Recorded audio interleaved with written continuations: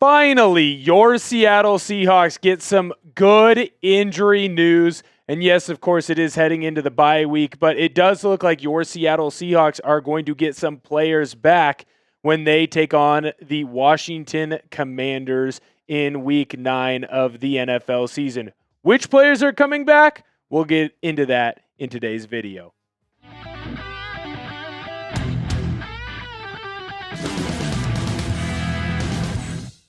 The Seattle Seahawks finally got some good news, so you need to come on in and spread that cheer. Give us the thumbs up.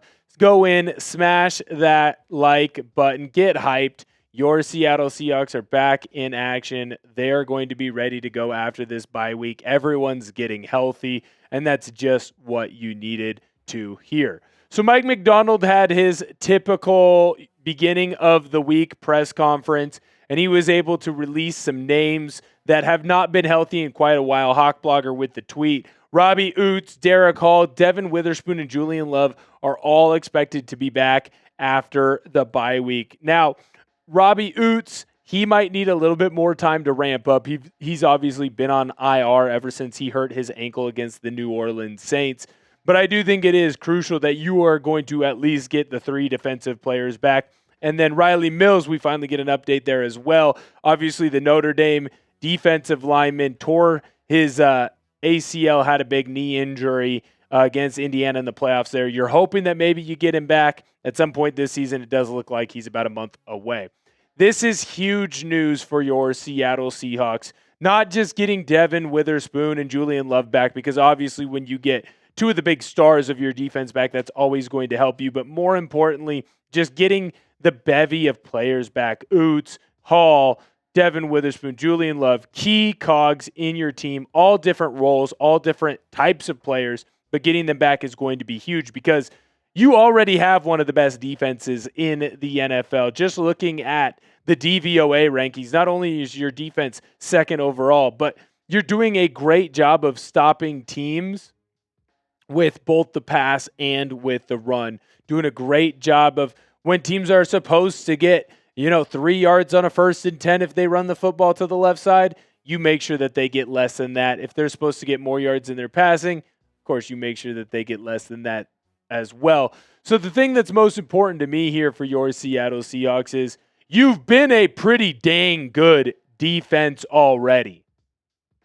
Now, you're going to get all your players back. You're going to be even better. If you're the second best defense in the NFL, if you're one of the best defenses in the NFL by all the different metrics, imagine what this defense is going to be when it is 100% healthy. Imagine what this team could be with a secondary that you don't have to rely on the pass rush to hide away, right? How good is this defense going to be when you can use Devin Witherspoon in that nickel spot, in the slot? He's been out for most of this year with an MCL bruise. Obviously suffered that one early on in the season against the 49ers. Now, he was able to come back, so he does have 2 games of action being played, but Witherspoon was a clear hampered player when he came back against the Arizona Cardinals. Obviously, you saw him struggle against Marvin Harrison Jr. so far in the season. I mean, the 17 tackles is great, but no interceptions, no pass breakups. If he had been able to play the entire season, I mean, shoot, you might have 3 or 4 interceptions the way that this guy can play. You can look at last year's stats to know that, well, frankly, I'm just not lying. He was almost a 100 tackle guy a year ago. You never see that from a corner. He had a sack last year. Again, something that you never see from a corner. Now, did he create interceptions? No, but he did not allow opposing teams to catch the ball with him. We also know how important a versatile group in the secondary is for Mike Macdonald. Nick Eamon-Warry is a player that you are seeing him used in the slot. You're seeing him used as a high safety in the box. I mean, shoot, he's almost a linebacker in some of the formations that they have with Eamon-Warry out there. Imagine what you can do now with Devin Witherspoon. He's a guy who's a starting corner on the outside. He's also your number 1 choice at nickel. He's a guy who's not afraid to add into the blitz packages. He's a guy who will not allow opposing wide receivers to get catches against him. Getting Devin Witherspoon back after this bye week for week 8 is going to be massive for your defense. Finally, you're going to see this cornerback room the way it was supposed to start the season. Finally, you are going to see a completely healthy cornerback unit. Finally, you're going to see Josh Jobe on the outside. Reek Woolen still at that left cornerback spot. Darian Kendrick has been fantastic. Obviously, now you're going to see him and Reek Woolen more battling out for that spot if Devin Witherspoon is in at that nickel. And shoot, the way Nick Eamon-Warrior's been playing, maybe you don't even need Devin Witherspoon at the nickel. You can leave Eamon-Warrior out there just the way that you've been balling out, and the rookie has been a sensation. The next player, Julian Love.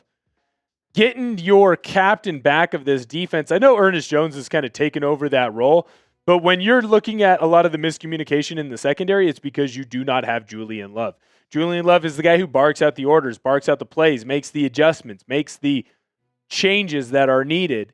You're finally going to get him back. He's been out with a hamstring injury, obviously missed some time, came back just like Devin Witherspoon did, then had to go back on that injury report. As you're going through right now, you can see the last 4 seasons for Love. He's been a stalwart in your defense, and he's grown, I believe. Now, you're going to look and say, well, in 2022, he had more tackles. Will, what are you talking about there? What he's doing more in creating turnovers, having the freedom to go out and take a risk on an interception. Those are the things that he couldn't do in New York. You're clearly missing him right now. Does that mean that this defense is wandering through the desert without any water without him? No, of course not. You've seen Coby Bryant take on more of a role. Ty Okada is playing much improved.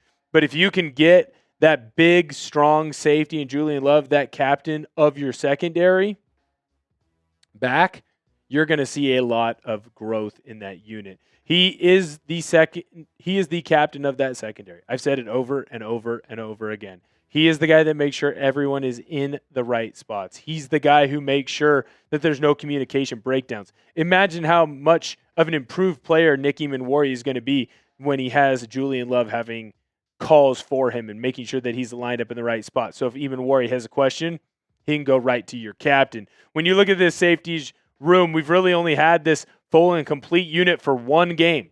It's that 49ers game. You know why?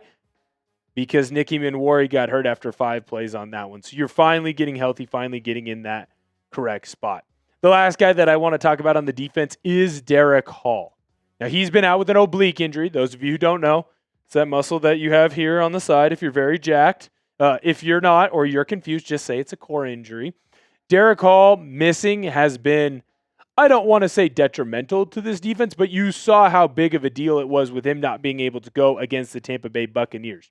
You have seen that while the defensive line has played at a much improved level against the Jacksonville Jaguars and against the Houston Texans because you had DeMarcus Lawrence back, your defense is still not complete because you are one injury away from having the same unit that was out there against the Tampa Bay Buccaneers where you really struggled. You're also seeing a vast sign of improvement from Derek Hall. Just look at his last 2 seasons. Yes, his tackle numbers are not insane, and although he's played in 5 games, I would like to see more sacks and more TFLs from Hall. What I was most impressed by is his pressure rate at getting to the quarterback. I felt that this year, Hall was doing a great job of, even though he was not finishing with tackles, with sacks, he was doing a great job of getting other people in position so that they could clean up. They could finish, right? If Derek Hall is in the backfield forcing the quarterback to kind of scamper away, try and get away from him, that meant that they were scampering right into Byron Murphy. Getting Hall back is only going to add to this pass rushing unit. He is just another piece that you can throw out there. Now you're not asking DeMarcus Lawrence to play extra snaps. Now you're not asking Boye Mafe to maybe play out of position. You're asking a guy who plays that edge rush spot to come in, put his hand in the dirt, and get after the quarterback. You're also allowed to use more multiple formations or some better formations. If it's a 3rd and long, hey, maybe you want to put Derek Hall at that 3-tech position against a D tackle. Can you imagine a Derek Hall against a guard?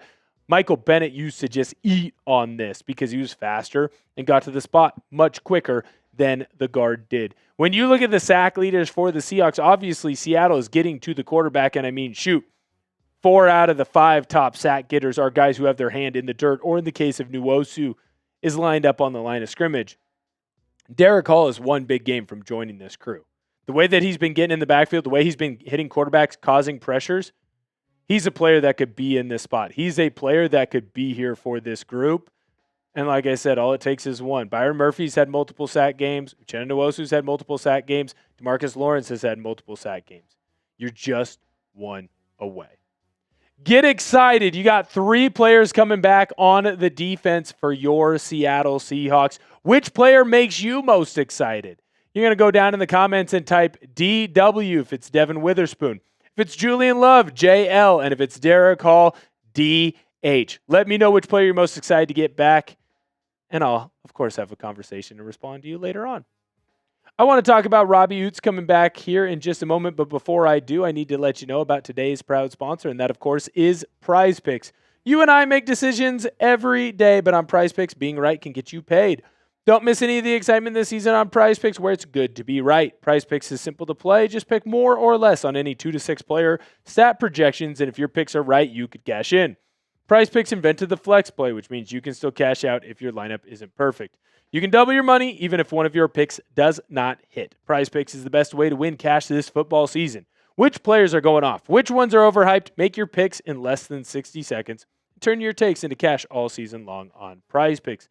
I have a 3-pick power play for this Sunday. Jamar Chase, more on his receiving yards. Bijan Robinson, more on his rush plus receiving TDs. Jonathan Taylor, more on his rush plus receiving TDs as well. Download the app today and use code CLNS to get $50 in lineups after you play your first $5 lineup. That's code CLNS to get $50 in lineups after you play your first $5 lineup. Prize Picks. It's good to be right. Now, the Seahawks have been without Christian Haynes as well on their offensive side of the ball, offensive lineman. He's working his way back through, has a pectoral injury. It doesn't sound like Macdonald knew for sure if Haynes was going to be back in week 9 or not. Still working his way back. Bye week kind of feels like maybe a good shot for him to come in. I know there's a lot of people who are clamoring for him to kind of come in, take over that right guard spot from Anthony Bradford. I don't know if you're going to get your wish there just quite yet. I told you I wanted to talk about Robbie Ouzts. Let's talk about Robbie Ouzts. Now, the fullback obviously factors into this offense in a key way. You've clearly missed him since he went on IR after a week 3 ankle injury suffered against the New Orleans Saints. I do believe that you are in a good spot. I do believe that Robbie Ouzts is going to be back sooner rather than later for you. Don't be shocked if in week 9 he's only out there for a limited amount of time, or if he's a person who's going to come in limited spots or might not even play at all. It does sound like there's a chance he might have to ramp up. I think Ouzts does make this offense a lot more consistent. You built this offense around having a good, strong fullback. Ouzts has showed that he can still be that player. It might take him time. But once he gets out there, watch out. This rushing attack can really take a couple of big steps forward. I already said it. When you have an ankle injury, they can be weird. Sometimes it takes a little bit of extra time to ramp yourself up. Sometimes it takes a little bit of extra oomph to be ready to go, especially for a player who is a rookie, especially for a player who, still has to get back into the flow of things. He's a rookie. He's really only played in 2 full games. But again, imagine what this offense can be. And if this rushing attack can get going, everything, and I mean everything, opens up for your Seattle Seahawks. Make sure you go in and like this video. The Seahawks, good news, so I thought that I should share it with you. Want to get you some good news going your way as well. We always have some positivity here that we love to share at the channels. And if you have an opportunity to head on over to Twitter or Instagram, I've got my social media handles up at Will Ortner. Makes it easy. Follow me on both. I've got Seahawks content coming out every single day that you do not want to miss. Make sure that you subscribe to the channel, and I'll see you next time.